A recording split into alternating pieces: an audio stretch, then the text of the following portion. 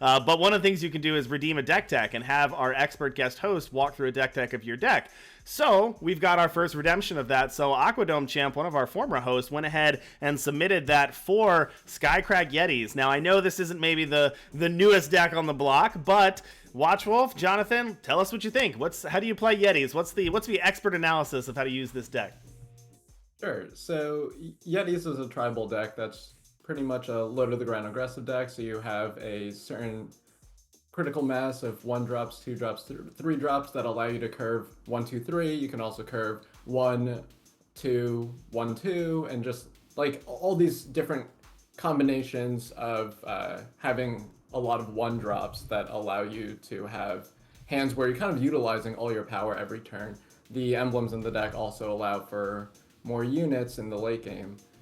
In this particular build of Yetis, we see that there isn't any of the power gliders and instead playing Mischief Yeti. So Mischief Yeti primarily triggers off of Thudrock's Masterwork. And then, so it's an interesting trade-off where you have this consistent 2-1. It kind of acts like a drifter a lot of the times, where it doesn't have an ability that's the most relevant, but the snowball can be incidental and useful.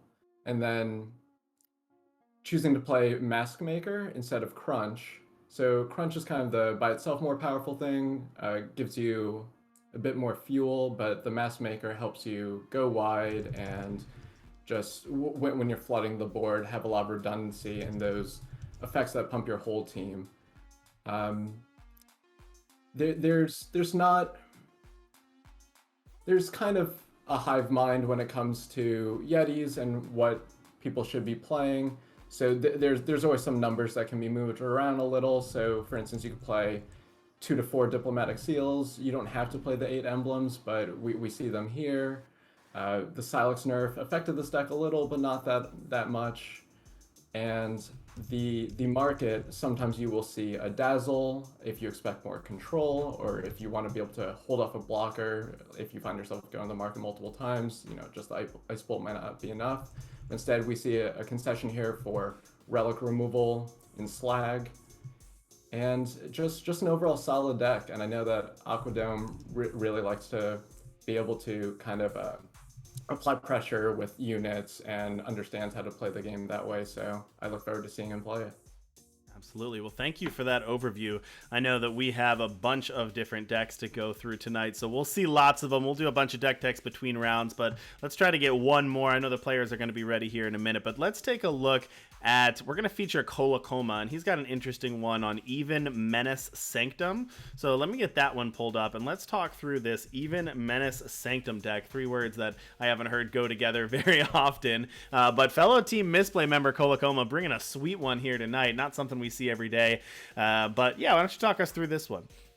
Yeah, so for this one, the credit goes out to MLNTN. He's been posting about this in our Discord, and just kind of really utilizing the namesake card in Virus Sanctum. So if you have the Sanctum out and you play a unit that deals damage like Black Sky Harbinger, you just obliterate the opponent's board, and it can be hard to interact with relics. So you can typically feel safe just tapping out for this on turn 6.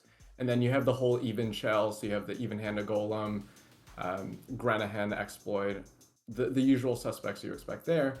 But the market of choice here is actually a Rustgrafter market to play Boron Auto Tread and Grenadin Uprising, which can help in the more controlling matchups, and just an interesting variety. And I'm very interested to see how this plays out, because according to MLNTN, it's kind of been a blast, so I hope we're able to see this one.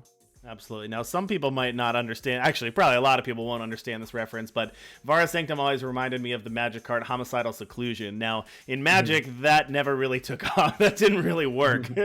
Now, is this different? What makes this card different? Why having one unit would actually work in this when it didn't really work, seeing it in a different game with basically the same effect? Right. So if I recall correctly, Homicidal Seclusion would be the equivalent of Single Shadow for power. When you have a single thing, it gets +3/+1 in lifesteal. Yep. So The difference is really in the deadly. So by being able to utilize the Alpine Tracker, the Blitzstroke, and Black Sky Harbinger, just being able to clear the opponent's board, you now have a threat when the opponent has nothing out to be able to block. Whereas with the Homicidal Seclusion that you parallel this to, they can kind of just chump block and be at pseudo parity, and it's okay. The fact that Vera Sanctum acts as an instantaneous catch-up mechanic is very important.